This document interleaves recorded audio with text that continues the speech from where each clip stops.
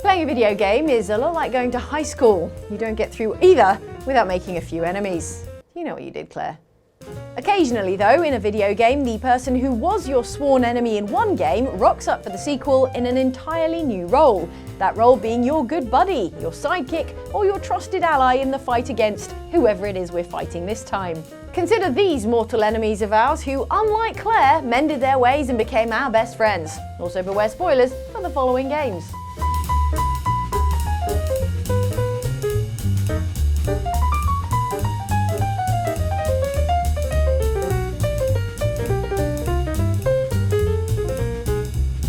You stuck with me when I rose from Philippe's ashes like a phoenix.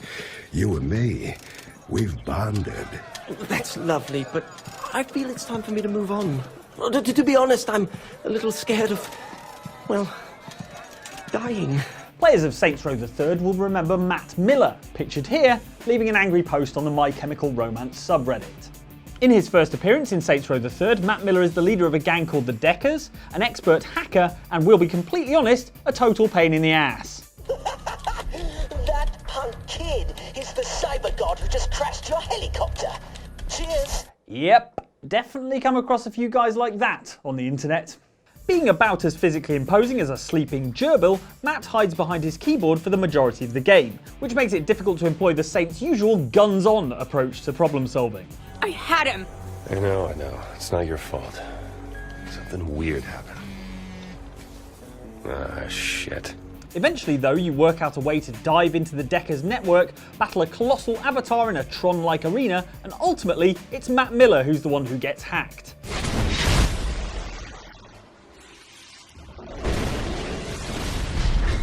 To pieces. With a sword. In a rare moment of clemency, the leader of the Saints allows a grovelling Miller to live. Miller then switches sides, joining MI6 in his native Britain, contributing to the mission that kicks off Saints Row 4 and becoming basically an honorary saint.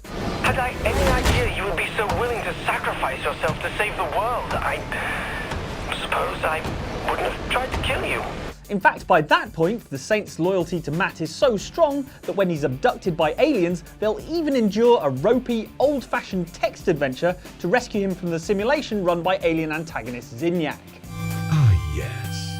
I'm quite proud of this one. What am I looking at? Terror, as personified by your literary culture. A dead pirate with a black parrot? It's a raven.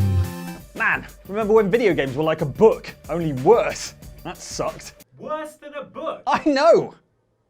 Regardless, the mission is a complete success, meaning Matt ends up waking up naked, confused, and covered in unidentified fluids.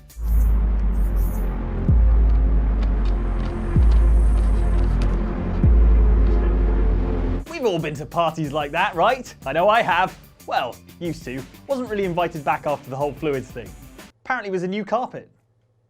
Oh, it's you. You know her? It's been a long time. How have you been? I've been really busy being dead. You know, after you murdered me. If the enemy of my enemy is my friend, then logically the friend of my friend must be my enemy, which explains why my last birthday party was such a bloodbath. In Portal 1, the enemy was GLaDOS, the sadistic AI who had you jumping through hoops for science. And when I say hoops, I mean portals, and when I say science, I mean science. Thank you for participating in this Aperture Science computer-aided enrichment activity. Goodbye. Come the end of that game though, you have good reason to believe GLaDOS is deader than Netscape Navigator, on account of how you leave her in flaming pieces. Then Portal 2 rolls around, and in further good news, you've made an actual friend in the spherical shape of Personality Core Wheatley. He may be dimmer than a know-what light bulb, but at least he's not trying to test you to death. There she is. What a nasty piece of work she was, honestly. Like a proper maniac. Do you know who ended up taking her down in the end? You're not going to believe this. A human. Except here comes the classic switcheroo in which GLaDOS is not really dead. Oh, it's you. You know her? It's been a long time. And then you install Wheatley in her place. Stop! No! No! No! No! No!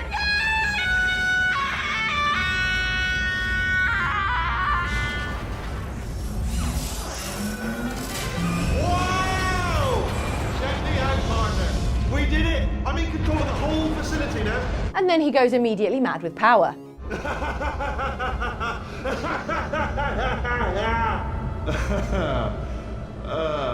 Actually, why do we have to leave right now?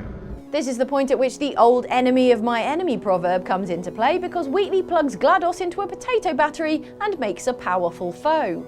Did I say powerful foe? I meant low power foe. See that? That is a potato battery. It's a toy for children, and now she lives in it. These are the kinds of desperate circumstances that forge new friendships, and so it is that you join forces with your former nemesis to avert disaster. We're at an impasse. So what do you say? You carry me up to him and put me back into my body, and I stop us from blowing up and let you go. Like all the best friendships, this one is based on a solid foundation of trying to destroy a third party. If you can get me in front of him, I'll fry every circuit in that little idiot's head. And there's literally nothing that cements an alliance like the powerful mortar of revenge. I thought you were my greatest enemy, when all along you were my best friend. Again, just like my birthday party. You're not safe here. The Knight knows where you are. You're coming with me. I won't leave them. They can't do it alone. They need me. The quickest way to make sure you and a person never become close friends is to turn into a giant plant monster and try to kill them. And if that doesn't work, then try leaving their WhatsApp messages on red. And yet the former thing is exactly what Poison Ivy does to Batman in Batman Arkham Asylum. And now we'll grow together. To be fair, they kind of get off on the wrong foot, with Batman refusing to let Ivy out of her cell. Just stay where you are. Last thing I need is you running free. And then crushing a plant in front of her, which, dick move, Batman, she loves those things. Every chance you kill Batman just makes me angrier. These two don't get along, is what I'm saying, mostly due to their disagreements on how good crime is. Poison Ivy, big fan. Batman, can take it or leave it. One thing they can agree on, however, is that Scarecrow sucks. So in Arkham Knight, when Scarecrow starts flooding Gotham with his fear toxin, all of a sudden Poison Ivy forgets all about the time you blew up a bunch of her plants and decides that you guys are best buddies. You are scared. You would be too if you knew what Scarecrow's planning. And I should trust you. Why? Because without your help, every plant in this city will die. Are you sure, Ivy? I'm gonna warn you, it will involve tank battles. Sure, she's only doing it because the toxin affects plants as well as humans, but for one brief, shining window of time in the game, you and Ivy form your own mini Justice League, complete with fun, witty banter. It's done. She's fully mature. She should be strong enough to neutralize Scarecrow's toxin. Or, I mean, funnier and wittier than the actual Justice League. Anyway, look, neither of them's trying to kill each other for once, so let's just enjoy it while it lasts. There you are! Ivy, I've found a way to track the root systems beneath Gotham. And I did warn you about the tank battles. Anyway, Ivy helps you out of a tough spot as she uses her plants to cleanse the air of toxins, even going so far as to sacrifice her own life to rid the city of Scarecrow's fear gas once and for all. Ivy!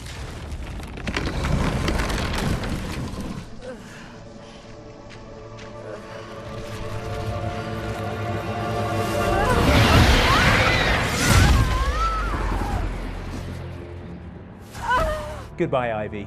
Really gonna miss you. Not least because next we could have gone and killed the Riddler.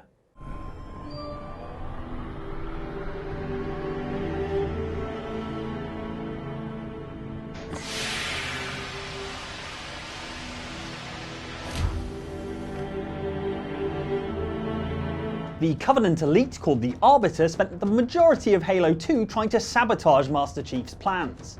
Which is sort of fair enough, given how many Covenant elites we slaughtered over the course of Halo 1.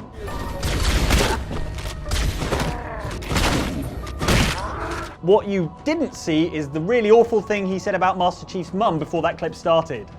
I won't repeat it here, but let's just say he really let himself down. What's confusing is that for at least some of Halo 2's campaign, you're actually playing as the Arbiter, completing missions for the Covenant in direct opposition to what Master Chief is attempting to achieve. Makes a change from being our own worst enemy just because we're bad at the game. Made a change. By the end of Halo 2 though, the Arbiter has seen the light and joined humanity's cause, thanks mainly to a lecture from the plant from Little Shop of Horrors. What is that? I am a monument to all your sins. And by Halo 3, the Arbiter is fully integrated into Team Chief, appearing as his playable co-op sidekick throughout the entire campaign.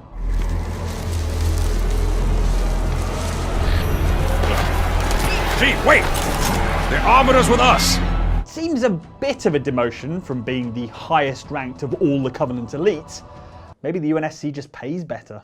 So it is that your bitter rival from Halo 2 and its implied Halo 1 becomes your best buddy for the whole of Halo 3.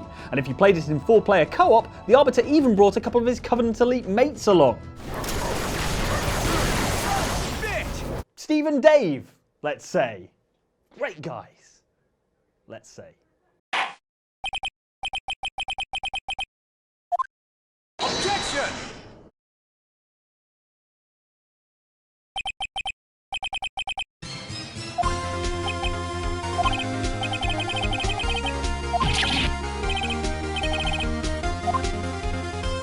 It's a tough job being a defense attorney in the Phoenix Wright universe, not least because sometimes you have to cross-examine a parrot.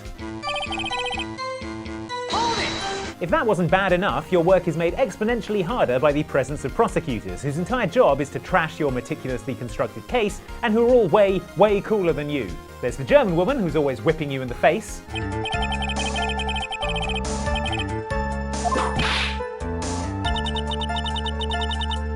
The guy in the Robocop visor who's always throwing boiling hot coffee in your face.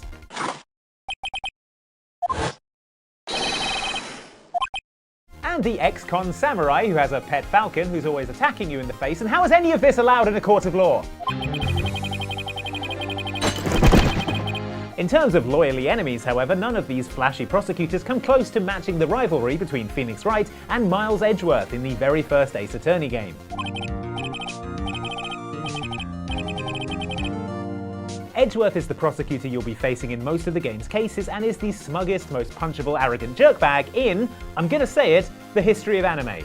How can I back up such an outrageous statement? For a start, look at the guy. He's dressed like a 17th century vampire and is rocking the sweeping curtains of a 90s boy band member and comes complete with a set of unbelievably aggravating and patronizing hand gestures. The worst of which is this one. Plus, he's a total dick to go up against in court, constantly producing new evidence, surprise witnesses, and updated autopsy reports that shred your carefully constructed case to ribbons quicker than you can shout objection. Objection! See? Anyway, Edgeworth is a jerk who sucks, and by about the game's third case, you will hate him with the burning power of 1,000 suns, which makes it all the more impressive that the game manages to turn him into an incredibly sympathetic figure who you will come to regard as one of your closest friends and allies in the sequels. First, you knock some humility into him by beating him at lawyering.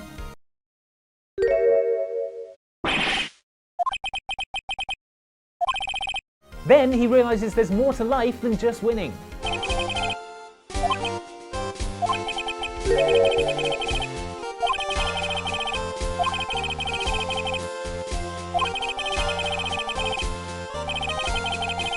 Then he actively switches sides, becoming a temporary defense attorney to help Phoenix out when he's ill and in hospital.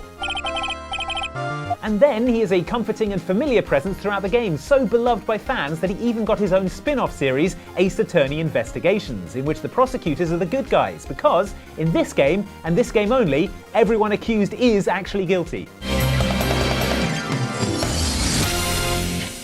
Plus, and I think this really helped us come around to Edgeworth, the bar for annoying prosecutors really got raised in the sequels.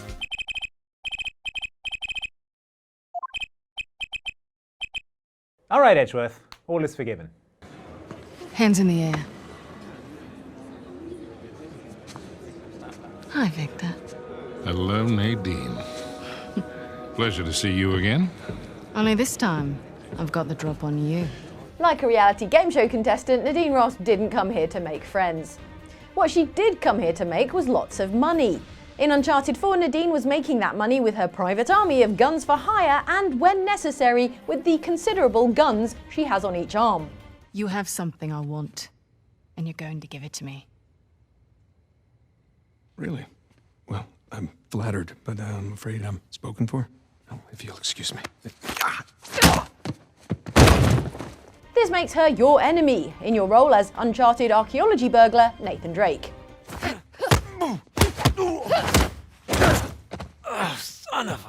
Have you had enough? It's Nadine Ross as the boss of Private Army Shoreline who supplies the requisite wave upon wave of mercenaries for you, Nathan Drake, to murder between doing quips and falling off of things.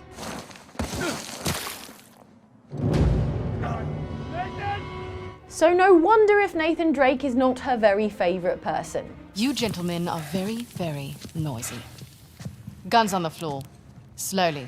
But Nadine has teamed up with Rafe Adler, who is basically a smaller, eviler Nathan Drake, and it's only a matter of time before Rafe bribes her mercenaries to betray her. Sorry, ma'am. It's like there's no honourableness among people who steal things. That's good. Someone write that down. On it. Anyway, sometimes it takes a devastating betrayal, the loss of your private army, and nearly getting incinerated in an ancient pirate ship to show someone the error of their ways. Everyone obsessed with this treasure gets what they deserve. So what, you're just leaving us here to die? Oh, I'm just leaving. Which is how Nadine Ross gets the glow-up from secondary antagonist to sarcastic sidekick in Uncharted: The Lost Legacy. You're late, Fraser. Nice to see you too. This time Nadine is on the right side, which on this occasion means the side of treasure hunter protagonist Chloe Fraser. Want me to drive? Nope. I don't mind. I do. It's a control thing. Sure. And she's a valuable ass-kicking ally who is cautious and level-headed under pressure. I'm cool. All right, ladies, here's what we're gonna do. I'm gonna take the guy on the right. You two go ahead and just... She said she was cool! Or not. Okay, maybe she's still not here to make friends. But stick with it, and you get a pizza party. Which I put to you is better than friends.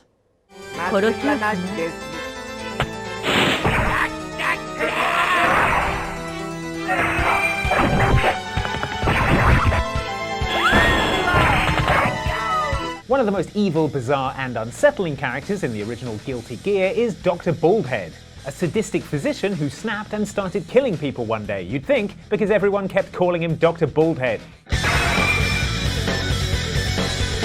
In actual fact, what happened was one of Dr. Baldhead's patients died on the operating table, causing him to lose touch with reality and become a vicious serial killer armed with a massive scalpel, a weird fighting stance, and a tendency to stick his tongue out and say horrible things about blood. All of this makes him one of the real villains of the original Guilty Gear, which is why it's such a surprise that, from the sequel onwards, Baldhead becomes one of the goofiest, purest heroes the series has to offer. It all starts at the end of Guilty Gear, when Baldhead's victory over the final boss, Justice, reawakens memories of his past life.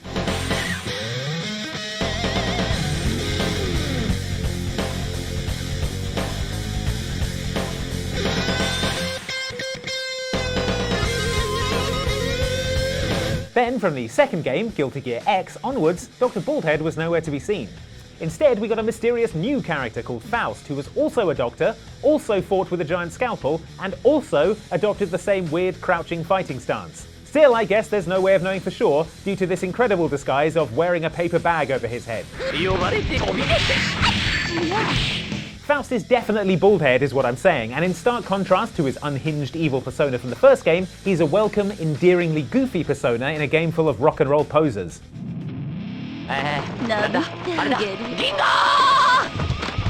Still a little bit unhinged, though. Yeah, I'm not sure that's medically advisable. Like pretty much every procedure Faust does in the series from this point onwards. Still, nice guy. Gentlemen, your attention, please.